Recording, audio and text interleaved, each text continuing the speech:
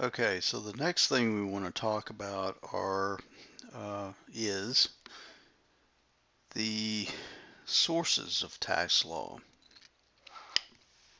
There are three sources of tax law related to primary authorities. And so primary authorities first are the official sources of tax law. And so those uh, primary authorities are statutory sources that would be um, coming from our legislative branch. They make laws, they make the tax law. And so the primary thing there is the Internal Revenue Code has to be passed by Congress. The second source is judicial sources, the courts that we talked about. They interpret what the Internal Revenue Code says. And then last but not least, we have our administrative sources. These are the administrative leg of the executive branch. And so the IRS also interprets what the Internal Revenue Code says, as well as courts.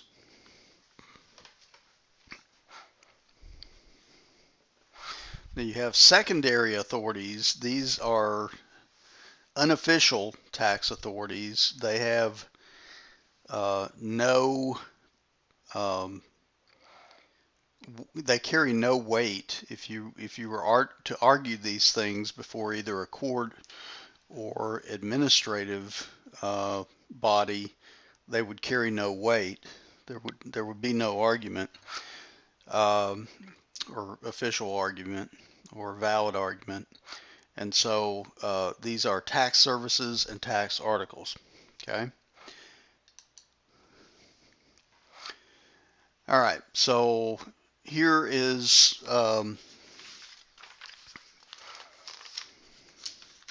Exhibit 2-5. And some of those citations that you might come across in dealing with primary authorities. You have Internal Revenue Code, and there you see the citation, Internal Revenue Code section 162E.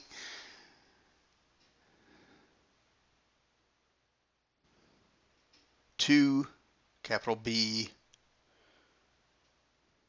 small I. So what that means is section number 162, subsection E, paragraph 2, subparagraph capital B, clause I, or actually clause 1. Committee reports. So there's the citation to that, and there's the explanation. House Ways and Means Committee report, and so on and so forth. And so those are statutory authorities coming out of the Internal Revenue Code, or some of the committee reports that would happen before a particular section of the code becomes law. As far as administrative authorities, here are some of those citations. So you have a citation for a final regulation there at the top. There below is what it looks like for a temporary regulation.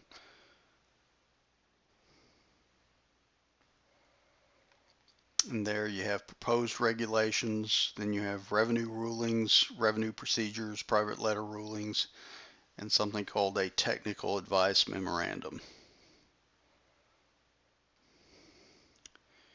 As far as judicial authorities, um, you have different citations involved with those. Uh, these are different reporters. These reporters come from different publishers. The one at the top, United States Reporter, is, I believe, actually um, a government publication.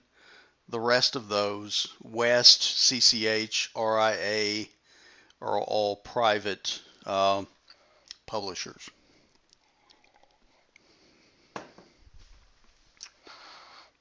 And so they all have, depending on which publishing company you're using for your reporters, you have different citations for the same basic case.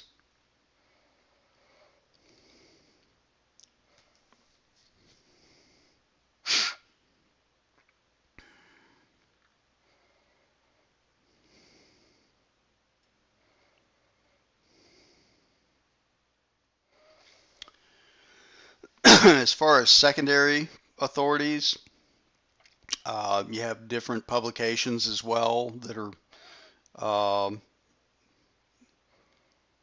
B&A tax management portfolios. Not too familiar with that one. The two biggies are CCH and RIA. You have the CCH Standard Federal Tax Reporter, and there you have RIA United States Tax Reporter. Those look, I think, very familiar and pretty much the same thing, just different publishers. CCH Tax Research Consultant and RIA Federal Tax Coordinator, I believe, are similar products as well. And then you have these newsletters. You also have magazines, or I guess you would call them trade publications. They could be a secondary tax authority as well. But here you have tax notes, federal tax alert, weekly alert, daily tax report. There are the professional journals right there: Journal of Accountancy, Journal of Taxation, et cetera, et cetera.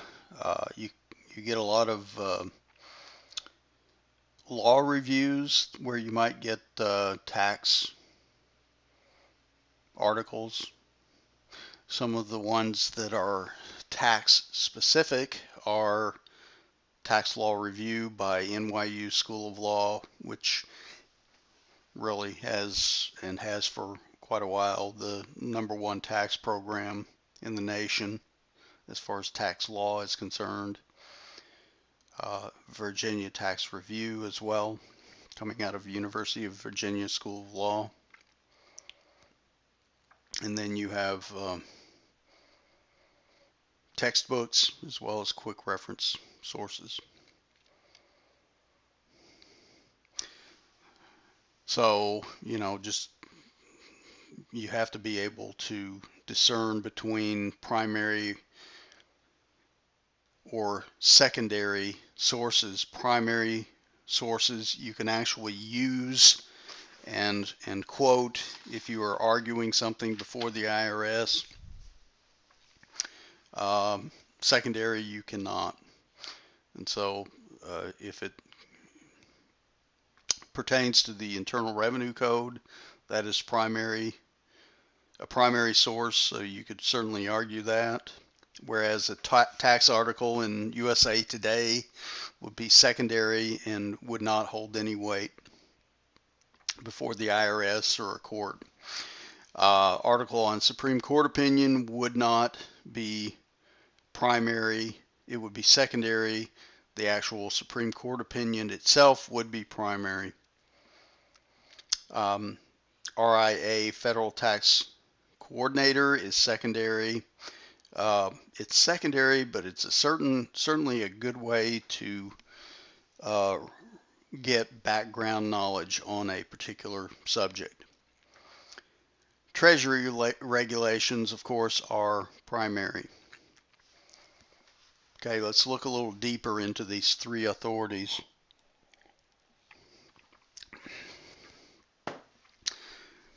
As far as statutory authorities, certainly you have the Congress's or the government's authorization for taxing its citizens. Well, that's in the 16th Amendment to the U.S. Constitution. It provides Congress with the ability to tax income directly from whatever source derived without apportionment across the states. Whatever that means, that last portion. I think the primary thing to consider here is the fact that they get to, through this amendment, tax income directly from whatever source derived. You'll hear that term used again. Tax treaties. We have tax treaties that we have with other countries concerning how we treat income that's earned in a different country by a U.S. citizen.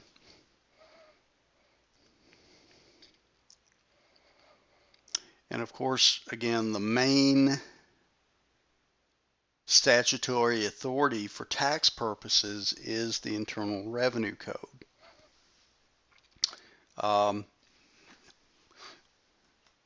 The thing to note here about the Internal Revenue Code is that when when Congress makes changes to the Internal Revenue Code, they don't just scrap the whole thing and write a new Internal Revenue Code. What they do is more of a patchwork type of system.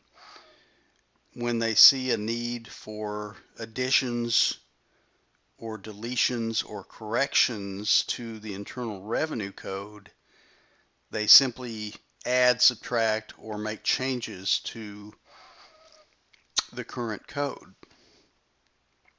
Now some of these are pretty major changes, such as what we saw here just recently with beginning tax year 2018, but still they just add whatever was done in that Tax Act of 2018 to the existing Internal Revenue Code. And of course, you know, when changes are made, in other words, for instance, we saw the threshold dollar amounts. Well, those have increased, right? Certainly the old thresholds were thrown out. So we had an addition, but we also had some deletions to the code. Now, of course, again, where does the Internal Revenue Code start or changes to it?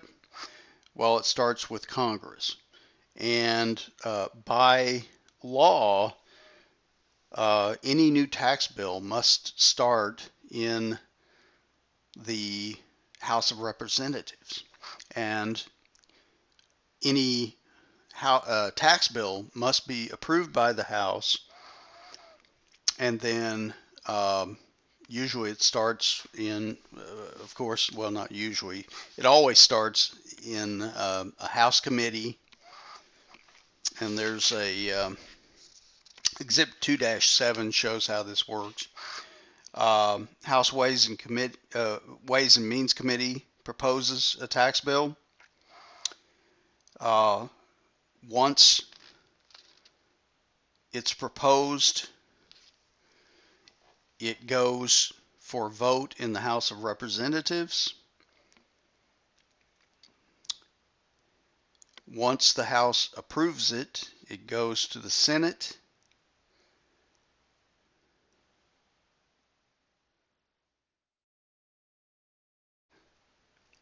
It goes to the Senate Finance Committee for their workup of the House approved act.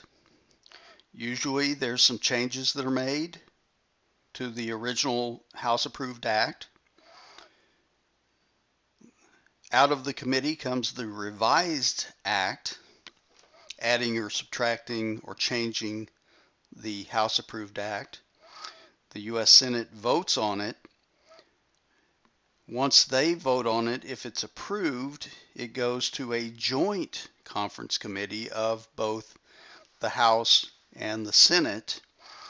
Once they come up with a compromise bill, that joint conference act first goes to the House of Representatives for approval. If approved, then it goes to the Senate for approval. And then once approved by the Senate, it goes to the President for signature.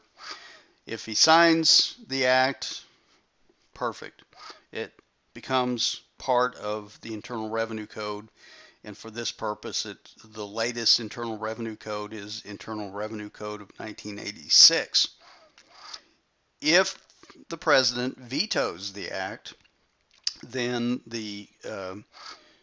both parties can override, both houses can override with a 2/3 majority vote in the House and Senate. If not, if they can't get a 2/3 vote in both houses, the bill dies.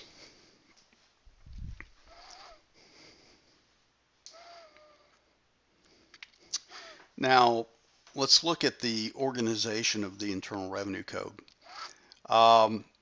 The main thing here is to understand, when you're pertaining to part of the code, usually you're citing the section first. In other words, you don't, even though they have subtitle, chapter, subchapter, part, and then the section, when tax practitioners are dealing with the code, they are citing particular section numbers of the code. Okay, so here, section 61 deals with the definition of gross income.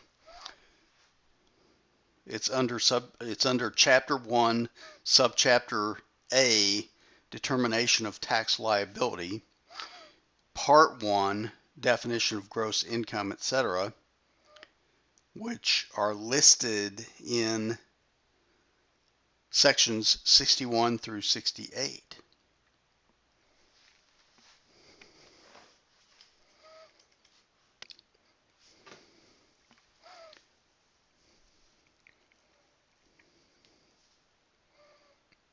So you're citing the code section. Code sections are further divided into subsections, paragraphs, subparagraphs, and clauses to allow for more specific reference on a citation. So the main thing is to try to understand the general organization of the code. Practitioners, for the most part, don't take the time to memorize the various sections of the code. That's not the important part. The important part is understanding the organization of the code.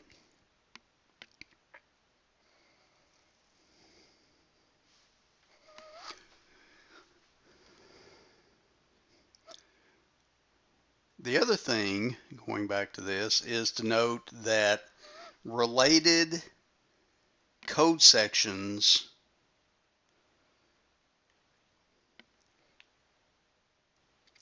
are lumped together. Okay, so the topics are lumped together. So notice here, gross income, adjusted gross income, and taxable income and some other stuff are all lumped together, section 61 through 68.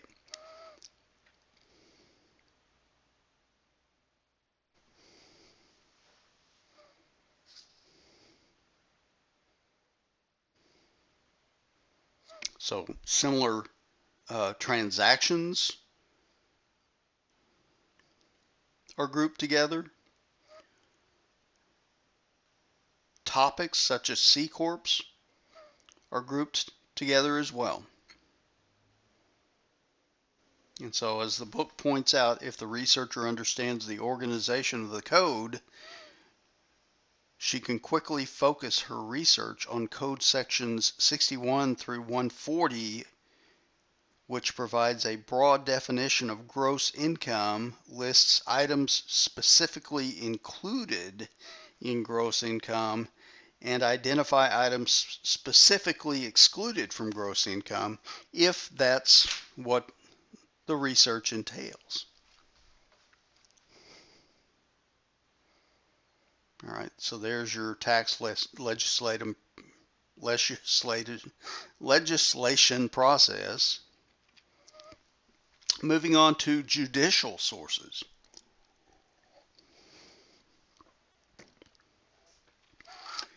The court system has the daunting job of interpreting the Internal Revenue Code and settling disputes between the taxpayers and the IRS. As you should know by now, the Supreme Court, if they've spoken on an issue dealing with the Internal Revenue Code, it's the highest judicial authority, and all courts of appeals and trial courts must rule in the same way if they have a similarly factual situation before them. Again, Court of Appeals is under the Supreme Court, and you start your litigation at the trial level courts, tax court, district court, and Court of Federal Claims. Again, recall that the judicial doctrine of stare decisis means that the court will rule consistently with its previous rulings and the rulings of higher courts with appellate jurisdiction. And again, this Golson rule deals with how the tax court rules on cases. If they're going to look at how an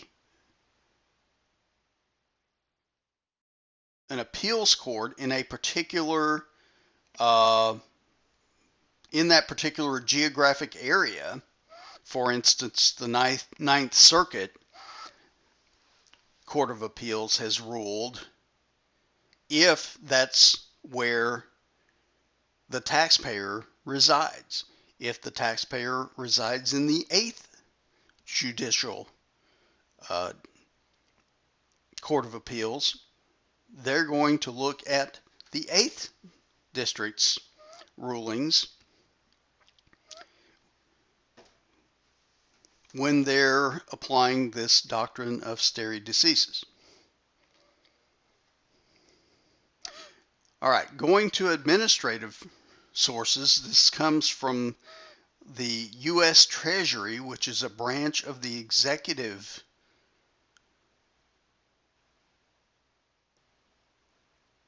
And so the first thing, the highest level of administrative sources as far as primary authority is regulations. There are 3 different forms of regulations. The most authoritative is final regulations. Again, these are interpretations of the Internal Revenue Code. This is the IRS's interpretation of the Internal Revenue Code.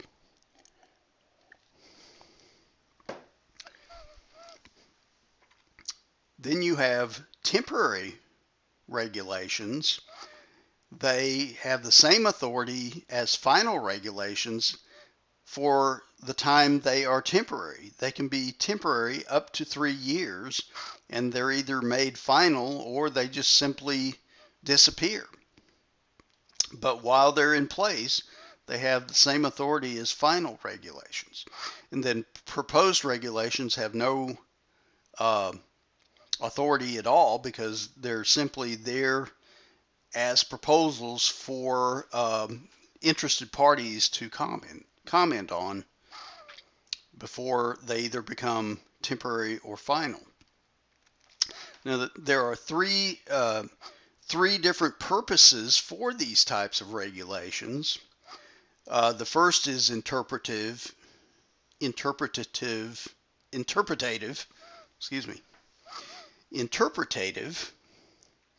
The second is procedural, and the third is legislative. Starting with legislative, sometimes Congress just leaves certain things for the Treasury Department to decide. And so in those cases, those are considered legislative in their approach. By the way, this doesn't happen very often. So here, legislative regulations is when Congress specifically directs the Treasury Department to create regulations to address an issue in an area of law. So in this case, Treasury writes the law, not Congress.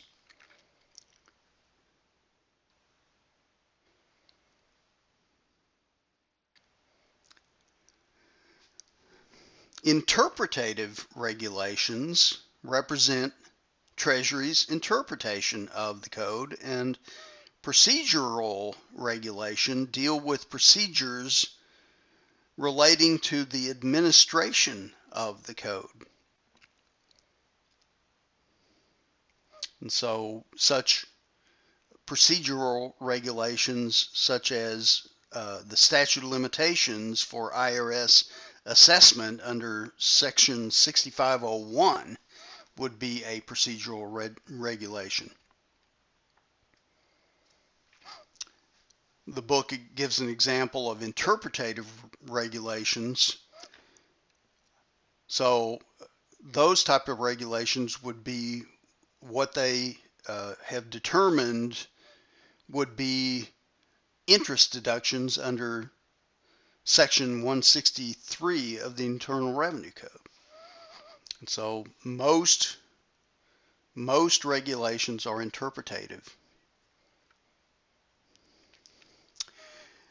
The next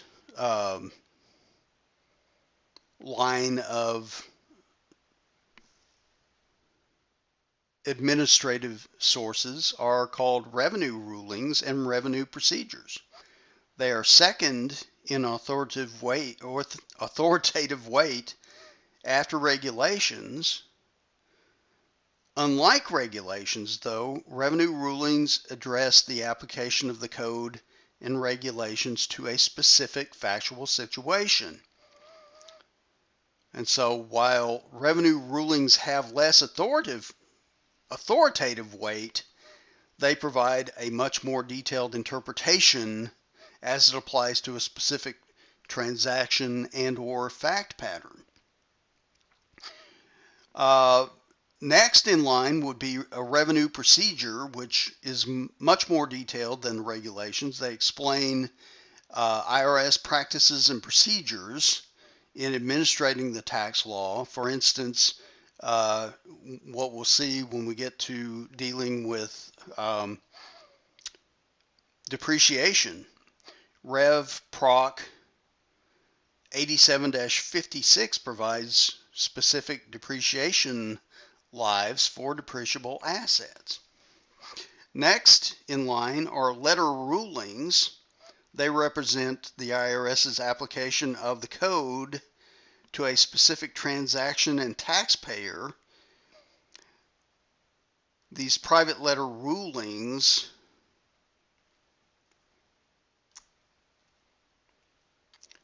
are per the taxpayer's request and are common for proposed transactions with large potential tax implications. There are also two types of letter rulings: determination letters and technical advice memorandum.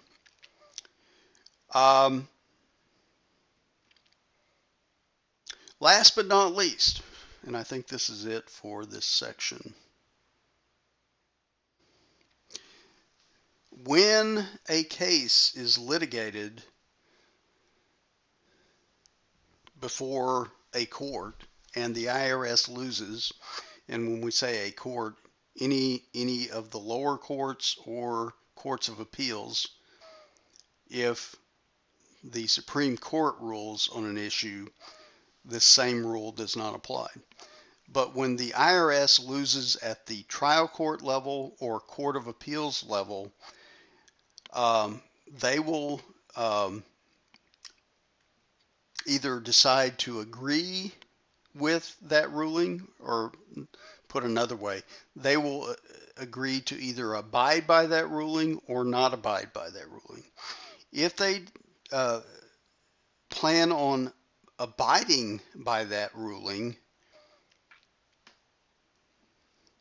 they will issue what's called an acquiescence, stating that they're going to abide by the ruling, even though they may not agree with the ruling. Or they may issue a statement of non-acquiescence. And so that's, if they issue a statement of non-acquiescence, it's basically a warning to future taxpayers if they have a similar situation as in this particular case. The IRS is putting that future taxpayer on notice that the IRS intends to contest the matter in the future. If they acquiesce, they're saying, well, even though we don't agree with this ruling, we're going to abide by the court's ruling and not pursue it in future cases. All right, so that's it for Chapter 2. We really, like I said, we don't cover tax research or tax practice and procedure in this particular course. We do cover some of that in the advanced course, so I hope you take that. All right.